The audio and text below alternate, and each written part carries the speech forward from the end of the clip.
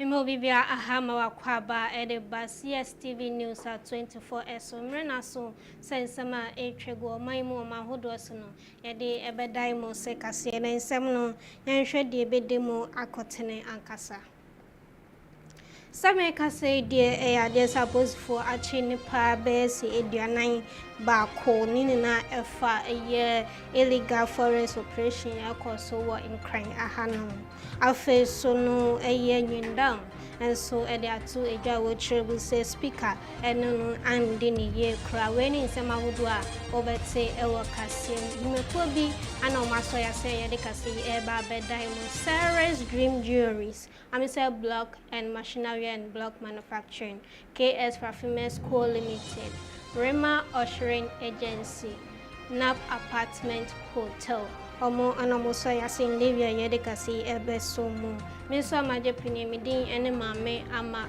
bafua mayenda yehusima yeba yedin chimankasa ebe somu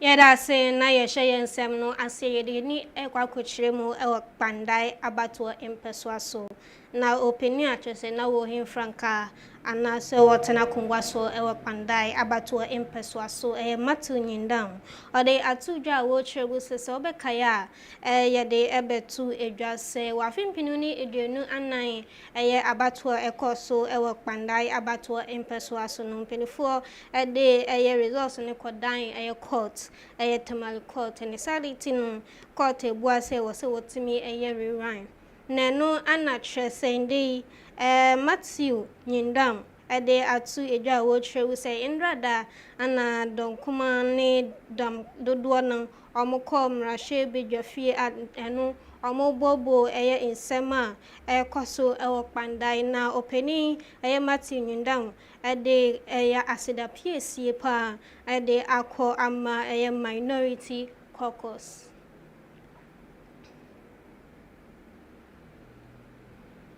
Afeso national organizer edema New Patriotic Party NPP Henry Nana Buache na hotedin Nana B or the same atuja wo tremu se afipinu ni eduelu enan abato ekoso wo pandai a chese matinyindam ena edi nkunin wasa abato ni na inde yede akodan court se wase yetimi ato abani bio no wase court ntimi embua asemu eyie kra esanse amamra bi wo ho a omoyi ni to hwene. The people of Pandai voted freely. They chose their member of parliament by crushing margin of 3,734 votes. The vote is sacred. The voice is sovereign. A flawed judgment cannot silence it. A captured judiciary cannot overturn it. Violence cannot be rewarded. Thuggery cannot triumph. The New Patriotic Party stands today as a fierce defender of the vote, the voice, and Ghanaians' democracy. Judgment aside, restore the mandate of the people of Pandai that Pandai overwhelmingly gave. Uproot this vicious precedence. To President Mahama and the NDC, we see what you are doing. Every scheme, every plot, we will not be silent. We will not surrender. To the media, the people of Ghana, stay vigilant. Your democracy is under severe attack and threat. Speak up. Stand up. Do not let this country slip back into authoritarian. Na Sameka say Director General of Police, Lydia Yako Donko, dear Soma di Edumason Pa Yemeka say, Nipa be say Edia 9 bako or mature Nina Efa, Sika hon Edredia and Famra Quemu, now Moody Ewo or Maya say a chewon, be Ewo Bank of Ghana, Afesu Tudu, Circle and Afesu Airport, Anna Afesu a cantonment, Ewo Accra. In Rada. Bank of Ghana, acting on intelligence, conducted an operation at major hotspots in targeted areas of Accra, including Tudu, Circle, Airport, and Osu. These locations were identified as consistent sites of illegal forex trading. In total, 29 suspects, including Togolese, Beninois, Nigerians and Ghanaians were arrested. About an hour after the earlier operation, the team revisited the said locations and arrested 12 more suspects, bringing the total arrests for today to 41. A total of 28 suspects were arrested then and put before the circuit court in Accra, where they were granted police inquiry bail. Those arrested in this operation also included both Ghanaian and foreign nationals, all detained for unauthorized forex trading. Money seized included Ghana cedis and some foreign currencies. Na mrashe bejenia owo pandai abatwa impeswaso Martin Yindam so in there or the subo ebo Speaker of Parliament Aban Kingsford Man Bagben Nina Nisa or say as DSA pedifo adas or the same ekwadan speaker say obeti ne num asem nenso ekamia koye say speaker mpese obeti ne num asem yente nsema papa yi ede etudwane bi. Oh, me I can say one. Speaker is not fair to me as an individual and as a member of parliament. Seven previasa. And Kabibi Kurana or no kra or speaker so obo me ho ban. Because you can see democracy, you can see rule of law, at least parliament honum. That is where there should be proper democracy. That is where an individual should be heard. Young nurse say you bought man who buying. But now what do I am no? Sabi prebiasa. He's not been fair to me. Me intentional or the yes idea no because until mama president. Judge question there now I can want some kwano. One of the no speaker. Then you before from the speaker. He witnessed and sat on the same or similar matter. And Dan Abudape, you know colleague no. He was there as a member of parliament, not on the speaker. No. What happened in Mio? The same election petition on what they call court. Mio has to do with doctor Yakubu. The same thing. He was there. Not speaker no. Just say, Obia wa ye MP da. No one sama bese no. Honorable Speaker. Back then he was a member of parliament. And he rose to become a Speaker of Parliament. But I will treat me the way I was treating me there. I don't know the motivation behind it. But I think that he's not been fair to me. The same way, Mimi Fu say, some I had the court, the judge has not been fair to me. Because in some of the court, Sabi, the beer needs handsome no more. Mimi Fu say, I should be treated the way I have been treated. Because Na wo pandan sensema ekoso eno indrada na chese don kuma ne dom dodo na eko mrashe bedwafie na dom dodo ne ba no deni mahama yariga ede nsewe tudwa wo trebu se indra se okopie mu mrashe bedwafie na chese minority anase don kuma no na chese omo bo osepa mrashe bedwam na mo mpenempo se setin betibi akoso na no na chese mahama Yarga ede atu ejase ya woyeye ni na ankusiaga. A minority saying that the majority, led by myself, should not state the other side of the case. Once they came out and said that they had filed proceedings and therefore the clerk should be made to withdraw his letter, that should be final. I said, who are you to say that that is final? Yeah, just a minority. You're ordinary members of parliament. You don't determine the law. The speaker is the one to rule. Ghanaians are the ones who have put us here. So let's go and speak to Ghanaians. You state your case again.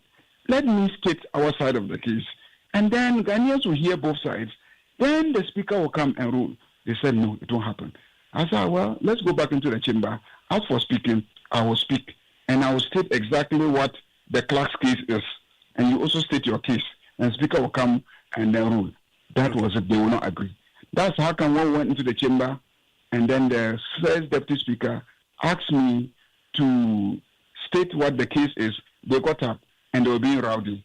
I could have also allowed my side to run over them. But I said, no, we will not do that.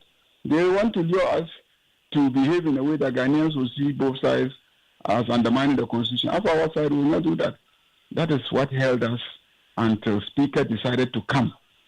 And then when he came, Speaker said, look, the leader has to state what the problem of the House is today so that I can take a decision. They said, no.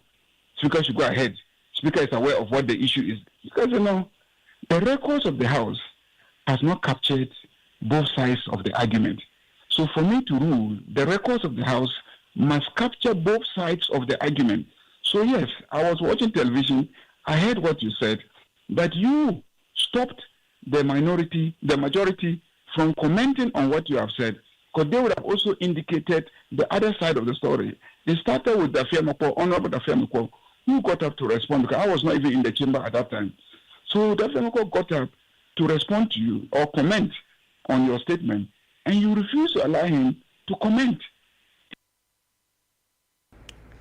Na a political scientist, Anukreyas, and so a senior lecturer at the University of Ghana, Dr. Kwame Asante, in Sema to da which was saying, yeah, so in Rada, Ewa Mrashe, Bejim, Efa, Ayak Pandai, Abatwa, or Pese, what's one. Was say, acquire say, amanyosem na wo de nemum, and ye amamrabi and a wobo. Watchemwa Indrada a majority leader dom do one banu deni ne kasa yemu nini na say amanyoso nemum and ye amamra ebi anase anye amamra a chese wode ebebu or mino na watchemwa or de etu eja watchebu se Enfa ho say court and I say parliament Genesia will be seen court Genesia will be seen and one natural say what they ever call winning. Ghana Private Road Transport Union, ye trying to say GPRTU in 24.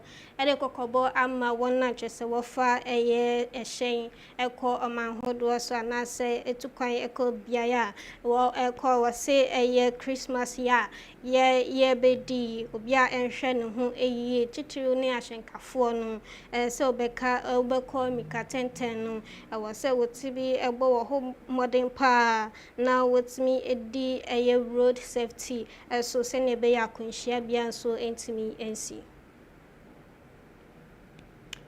na same kas my engine say we so na yenda ye ho sima ye ba ye dwedie mu say ye de beto aso.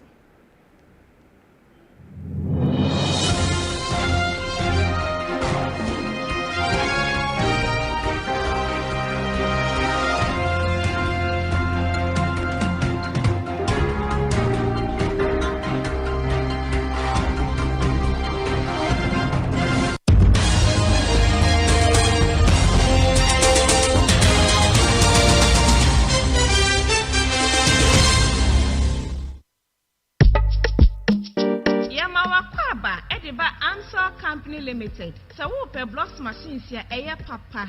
Na ne bonso esan eda formo dia. Enye na enwani Amsal Company Limited. Ye were conveyor blocks machines, hydraulic blocks machines, pallets, any blocks machines in one accessories nyina. Na afei so blocks machines ahodro a wo pani nyina bi nso ewo ho. Hwehwe ye kira kwan ene ya. Ye was Spinters Road 18 Junction. Ye ni KFC dan no na edi nhwe animu. Freye ewo 05240 and I say 0540725850. Amsel blocks machines papa efie.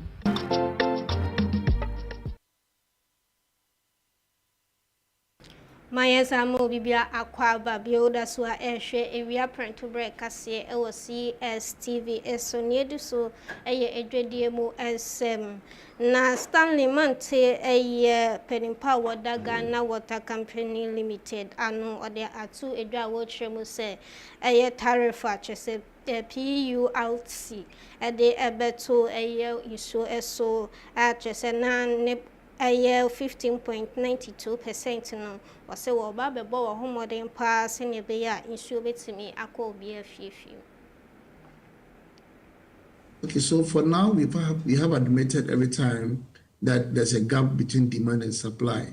Now, to enable us bridge that gap, we need to do a lot of investments, including building new infrastructure like treatment plants, extending pipelines, and is this 15.9% adequate to enable us save enough money or to clear our books to enable us even go for a facility to expand our facility? That is impossible. So then we will try to keep the taps on, but then it can't be 24/7. Okay, let's admit that we can only keep the taps on 24/7 when we have built new treatment plants, when we've extended pipelines and all that.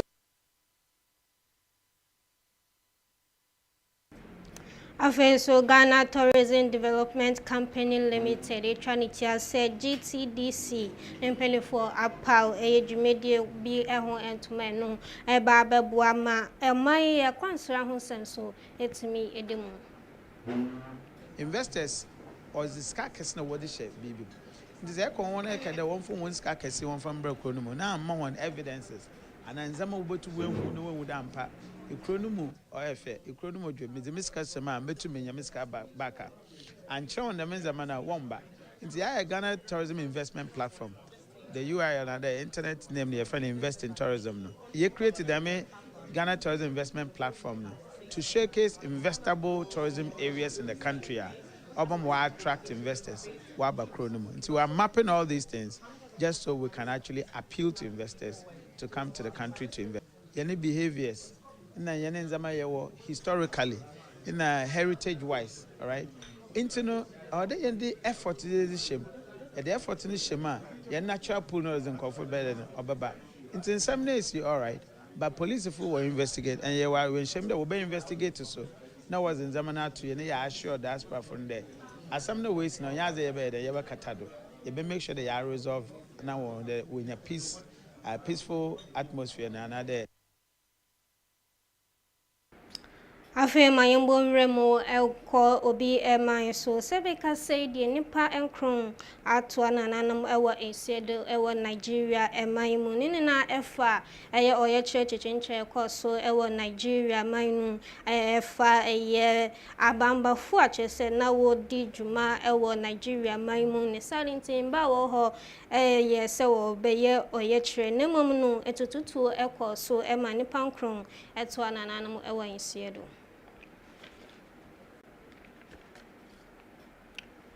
My engineer said we so na ya home so ya ba agudie mu nsem ye de beso.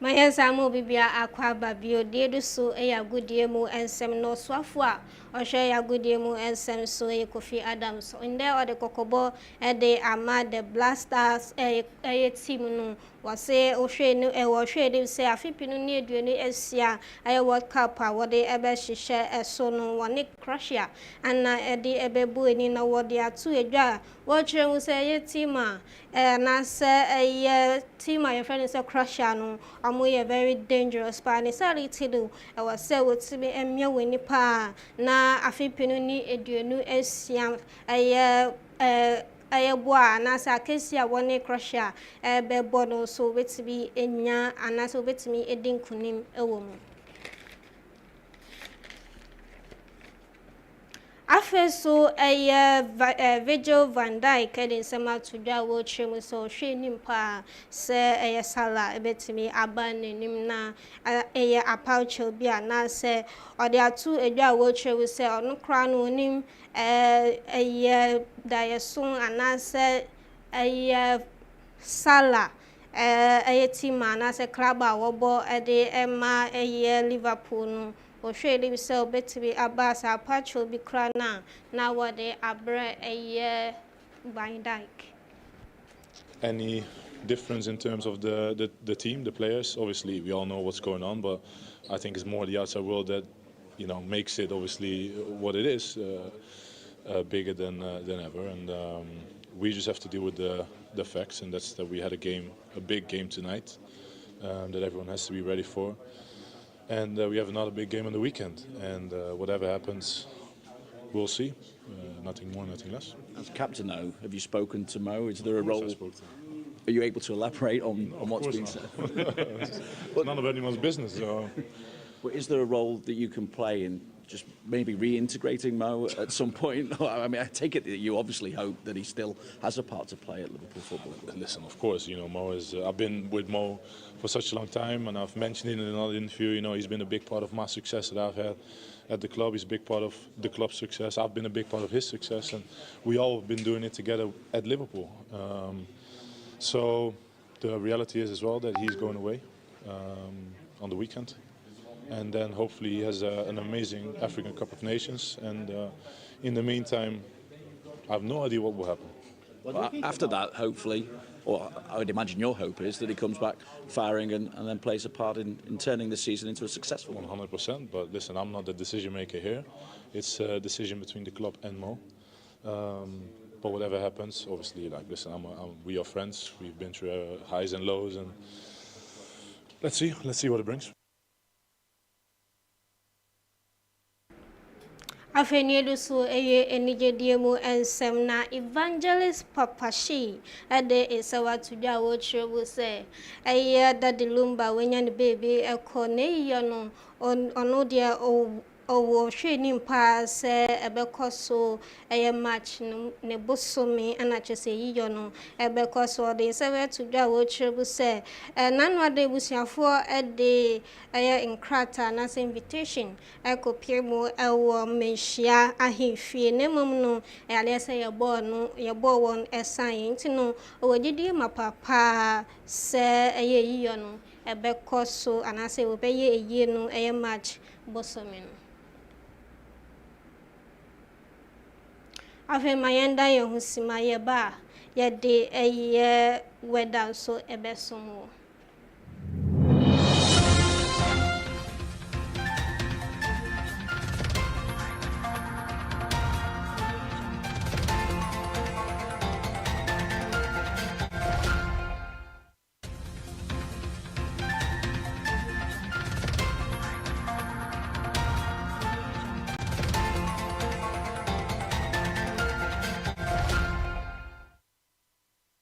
afedie so wiemu satra yende se make say die ewia ebebo pa ye na feso mononkon so ebebo ewo omayi mu na ohwa bia ya chese ebe epoadodo ade se aprana bedudwa kakra na feso iso enso atoto kakra na uko northern part enso a oho so de oho ye dry pa na feso ade se bia ya chese eben iwura na se forest no enso oho no be dry kakra what did you say